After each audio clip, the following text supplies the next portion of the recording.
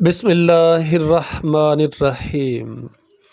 اور اہل کتاب میں سے ایک گروہ نے کہا کہ دن کے آغاز میں تم اس پر ایمان لاؤ جو نازل کیا گیا ان پر جو ایمان لائے، اور تم اس کی شام کو کفر کرو تاکہ وہ واپس لوٹ آئیں، اور تم کسی کا یقین نہ کرو سوائے اس کے جو تمہارے دین کی اتباع کرے۔ آپ کہہ دو یقیناً ہدایت تو اللہ تعالیٰ ہی کی ہدایت ہے۔ یہ نہ ماننا کہ کسی ایک کو اس جیسا دیا جائے جو تمہیں دیا گیا تھا، یا وہ تم سے تمہارے رب کے پاس جھگڑا کریں گے۔ آپ کہہ دیں یقیناً اللہ تعالیٰ ہی کے ہاتھ میں فضل ہے، جس کو وہ چاہتا ہے عطا کرتا ہے، اور اللہ تعالیٰ بڑی وسعت والا سب کو جاننے والا ہے۔ وہ جس کو چاہتا ہے اپنی رحمت سے خاص کر لیتا ہے، اور اللہ تعالیٰ بہت بڑے فضل والا ہے۔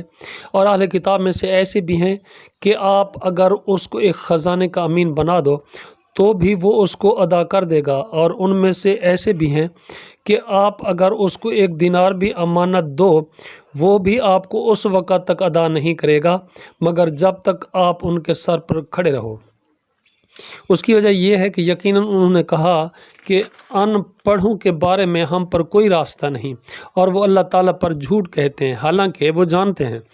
کیوں نہیں، جو بھی اپنا عہد پورا کرے اور اللہ تعالیٰ سے ڈرے تو بلا شبہ اللہ تعالیٰ ڈرنے والوں سے محبت کرتا ہے۔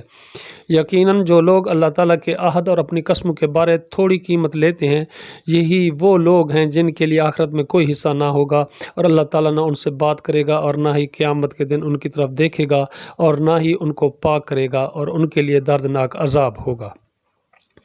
اور بلا شبہ ان میں یقیناً ایک گروہ وہ ہے جو کتاب پڑھتے ہوئے اپنی زبانوں کو مروڑتے ہیں تاکہ تم اسے بھی کتاب ہی سمجھو، حالانکہ وہ کتاب میں سے نہیں ہے۔ اور وہ کہتے ہیں کہ اللہ تعالیٰ کی جانب سے ہے، حالانکہ وہ اللہ تعالیٰ کی جانب سے نہیں، اور وہ اللہ تعالیٰ پر جھوٹ کہتے ہیں حالانکہ وہ جانتے ہیں۔ کسی انسان کا یہ حق نہیں ہے کہ اللہ تعالیٰ اسے کتاب و حکمت اور نبوت دے، پھر وہ لوگوں سے کہے کہ اللہ تعالیٰ کو چھوڑ کر میرے بندے بن جاؤ، بلکہ رب والے ہو جاؤ، اس وجہ سے جو تم کتاب سکھاتے تھے اور اس وجہ سے جو تم پڑھتے تھے۔ اور نہ ہی وہ تمہیں یہ حکم دے گا کہ تم فرشتوں اور نبیوں کو رب بناؤ۔